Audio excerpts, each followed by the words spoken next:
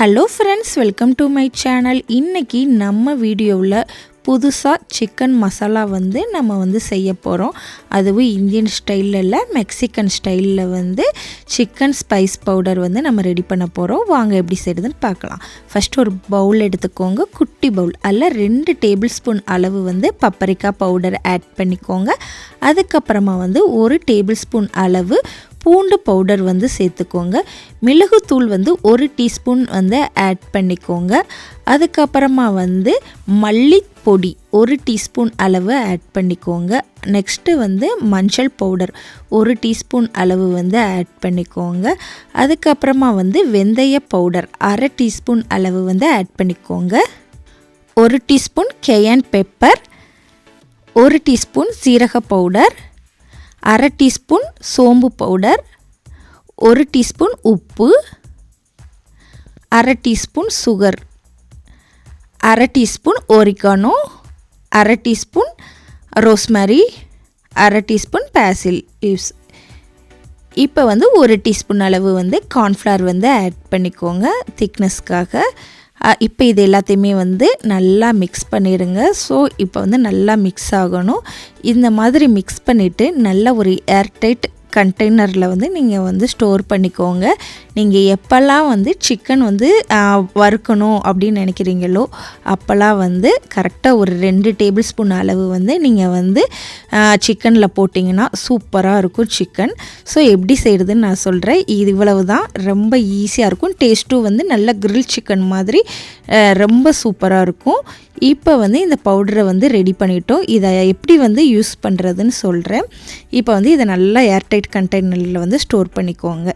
இப்போ சிக்கன் எடுத்துக்கோங்க. ஒரு 1/2 கிலோ சிக்கன் எடுத்துருக்கீங்க அப்படின்னா நீங்கள் 1.5லேருந்து 2 டேபிள் ஸ்பூன் அளவு நீங்கள் இந்த மசாலா போட்டுக்கலாம்.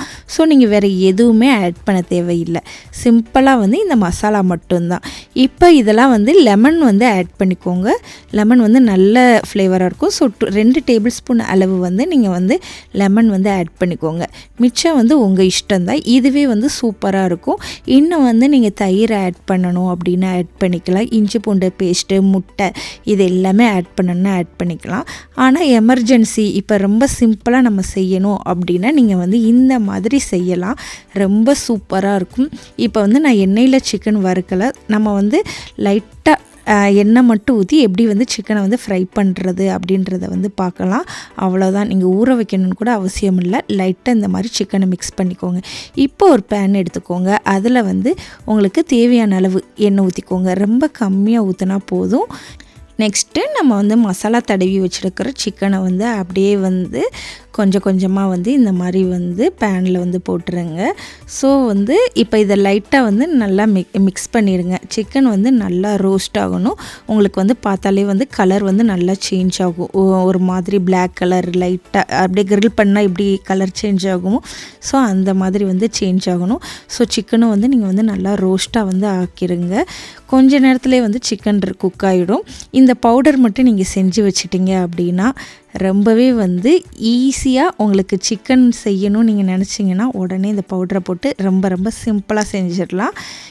இன்னமும் நீங்கள் எக்ஸ்ட்ரா உங்களுக்கு என்னென்னலாம் முட்டை, தயிர் இந்த மாதிரி ஊற்றுனீங்கன்னா இன்னமும் சூப்பராக இருக்கும். பார்த்திங்களா, கலர் நல்லா சேஞ்ச் ஆகுது. இதே மாதிரி நீங்கள் சிக்கன் செஞ்சிடுங்க. இப்போ இதை நீங்கள் சப்பாத்தி ரோல் இந்த மாதிரி நீங்கள் குழந்தைகளுக்கு கொடுக்கலாம். இதில் ரொம்ப ஸ்பைஸியே இருக்காது. ரொம்ப லைட்டாக தான் ஸ்பைஸியாக இருக்கும். உங்களுக்கு இன்னமும் ஸ்பைசி ஆட் பண்ணணும் அப்படின்னு நீங்கள் நினச்சிங்கன்னா ஆட் பண்ணிக்கோங்க. நல்லா சிக்கன் ரோஸ்ட் ஆயிடுச்சு. சூப்பராக இருக்கும். ஸோ இதை அப்படியே நீங்கள் ஆற வச்சுட்டு இப்போ சப்பாத்தி அந்த மாதிரி நீங்கள் ரோல் பண்ணணும் அப்படின்னு நீங்கள் நினச்சிங்கன்னா இந்த சிக்கனை வச்சுடுங்க. சூப்பராக இருக்கும். இப்போ நாங்கள் ஒரு ஷீட் எடுத்துக்கலாம். இந்த மாதிரி துரும் ஷீட்டு. ஸோ இதில் உங்களுக்கு மயோனிஸு, சாமராய், என்ன சாஸ் வேணாலும் ஊற்றிட்டு ஷீட் ஃபுல்லாக இந்த மாதிரி நீங்கள் அப்ளை பண்ணிக்கோங்க. அதுக்கப்புறமா சேலட் ஆட் பண்ணிக்கோங்க. சேலட் ரெடியாக எடுத்து வச்சுடுங்க. இந்த மாதிரி சேலட்டை அப்படியே இந்த ஷீட் மேலே வச்சுடுங்க. இந்த ஷீட்டில் எவ்வளோ சேலட் வைக்கிறதுக்கு வந்து நம்மளால் வைக்க முடியுமோ அவ்வளோ சேலட் வந்து வச்சுடுங்க. அதுக்கடுத்து நம்ம பொரிச்சு வச்சுருக்கிற சிக்கனை வந்து அப்படியே இந்த சேலட் மேலே வச்சுருங்க. இப்போ வந்து சீட்டை வந்து அழகாக ரோல் பண்ணினீங்கன்னா சூப்பராக இருக்கும். சிக்கனோட டேஸ்ட்டே வந்து ரொம்ப நல்லாயிருக்கும். இன்னும் வந்து உங்களுக்கு வந்து பிடிச்ச சாஸ் ஏதாச்சும் இருந்துச்சுன்னா சிக்கன் மேலே அழகாக இந்த மாதிரி வந்து நீங்கள் வந்து ஆட் பண்ணிக்கலாம். ரொம்பவே வந்து சூப்பராக இருக்கும்.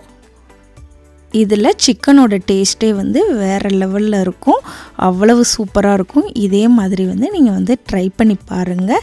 இப்போ வந்து நம்ம வந்து சீட்டை வந்து ரோல் பண்ண போகிறோம். ஃபஸ்ட்டு வந்து இந்த சைடில் இருக்கிற எட்ஜையும் அந்த சைடில் இருக்க எட்ஜையும் வந்து இந்த மாதிரி வந்து ரோல் பண்ணிடுங்க.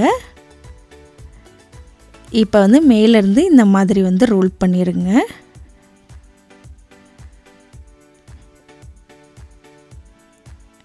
அவ்வளவுதான். இதே மாதிரி நீங்கள் சப்பாத்திலையும் செய்யலாம். ரொம்ப குழந்தைகளாக விரும்பி சாப்பிடுவாங்க. இதை அப்படியே வந்து நம்ம வந்து ரோஸ்ட்டு பண்ணிடலாம். இந்த மாதிரி தோசை பேன் எடுத்துக்கோங்க. லைட்டாக எண்ணெய் வச்சு 2 சைடு வந்து நீங்கள் திருப்பி போட்டிங்க அப்படின்னா சூப்பரான ரோல் வந்து ரெடி ஆயிடுச்சு. சிக்கன் வந்து நீங்கள் ஈஸியாக கடையில் வந்து பொடி வாங்குறதுக்கு பதிலாக நம்ம வீட்டிலே வந்து ரொம்ப டேஸ்ட்டான பொடி வந்து நம்ம வந்து செஞ்சிட்டோம். இப்போ வந்து இதை வந்து இந்த மாதிரி ஒரு ஃபாயில் கவர் போட்டு சுற்றி எடுத்துட்டிங்கன்னா அவ்வளவுதான். சூப்பரான சிக்கன் ரோல் வந்து நம்ம ரெடி பண்ணிட்டோம். உங்களுக்கு என்னோடய வீடியோ பிடிச்சிருந்துச்சுன்னா மறக்காமல் நம்ம சேனலை வந்து சப்ஸ்கிரைப் பண்ணிவிடுங்க. உங்களுக்காக நிறைய வீடியோஸ் வந்து அப்லோட் பண்ணுறேன். நெக்ஸ்ட் வீடியோவில் பார்க்கலாம். பை.